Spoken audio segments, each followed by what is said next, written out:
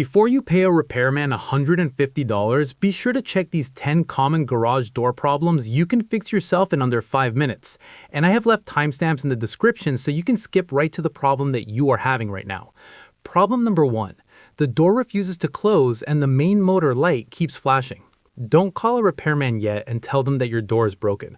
All you need to do is check the small camera-like sensors at the bottom of your tracks. These sensors constantly send an invisible laser beam between them.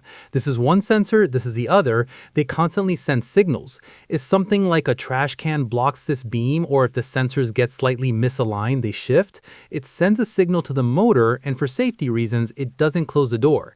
If you have a LiftMaster, look for a green light. If you have a Genie, look for a red light. So if you see that the light is blinking or it's completely off, gently nudge it, the sensor, until you see that the light has become solid. Now here's a pro tip. If you see that the door is only acting up during the mornings and evenings, that means the problem is sunlight. Sunlight interferes with the sensors. So all you need to do is unscrew the sensors and swap their positions, which means the receiver will always be in the shade, and that should solve this problem. Problem number 2. Your car remote suddenly stopped working, but the wall button is fine. Don't throw away your remotes yet, nor should you replace your batteries in the remote. What may have happened is that you may have accidentally activated vacation mode. This is a built-in Do Not Disturb feature that completely disables wireless signals. And this is done so that your garage stays safe when you're away on vacation. At that time, no one will be able to hack your garage door. And this vacation mode is quite easy to trigger by accident. So if you have a Genie, just flip the Sherlock switch. If you have a LiftMaster, press and hold the lock button for 2 seconds until the light turns solid, and then your remote should start working instantly. Problem number 3, again to do with your remotes. Your remote only works when you're standing right next to the door, and the surprising issue here may be your light bulbs. Standard LED bulbs can create radio interference that disrupts your garage door opener's antenna. When this bulb is on, it emits invisible radio noise that blocks the signal from the remote. To test this, just remove the bulb and test the remote again. If suddenly the range improves, all you need to do is change these LED bulbs into old-style incandescent bulbs. Or you also get these special garage door safe LED bulbs designed to prevent this kind of interference. It should solve the problem. Problem number 4. After a power outage, your motor is making noise, but the door doesn't move. This usually happens because you used a red emergency cord to open the door manually and now the motor is disconnected. To fix this, pull the red cord firmly towards the door until you hear a click, then press the wall button and the motor will reconnect with the door automatically. Here's a very important warning. Never pull the power cord when the door is stuck open.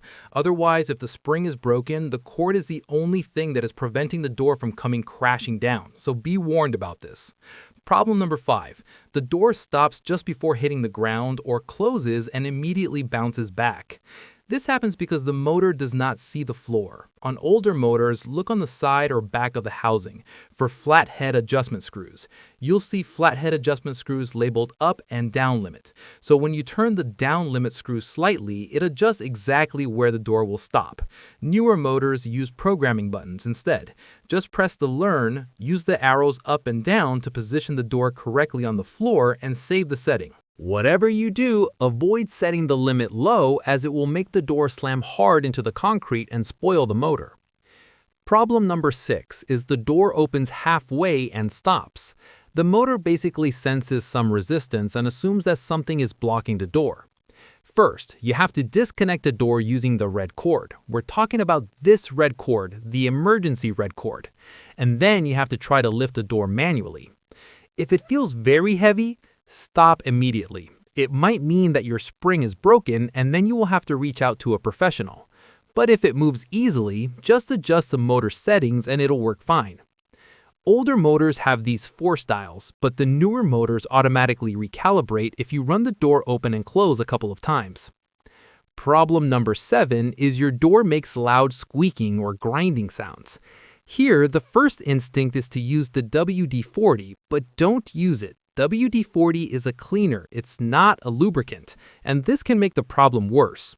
Instead, use a silicone spray or white lithium grease applied to the springs, the hinge joints, and the metal stems of the rollers. Never spray lubricant inside the tracks. The tracks must remain clean and dry for the wheels to roll properly. Problem number 8. The door shakes and jerks as it moves. This usually means there is dirt or buildup inside the tracks. Wipe the inside of the tracks with a damp cloth until they're absolutely clean. And while you're at it, check the rollers. If they're cracked, worn, or they're wobbling, you need to replace them for smooth movement. Problem number 9. You hear popping, cracking sounds when the door moves. This is because over time, the vibrations can loosen bolts and hinges. Use a socket wrench to gently tighten all the bolts inside the door. Remember, you should not over-tighten, and most importantly, do not touch the brackets at the bottom corners. These brackets are under extreme tension and can snap quite dangerously if tampered with. Problem number 10. Even with fresh batteries, your remote works only when very close to the door. Usually this is because of signal interference from metal structures or insulation. Look for the thin antenna wire hanging from the motor. If it's coiled up, straighten it immediately. And for better performance, you can extend it using a piece of speaker wire. Attach it carefully and run this wire along the ceiling towards the front of the garage. And this will dramatically improve the signal of your remote. This should solve this problem.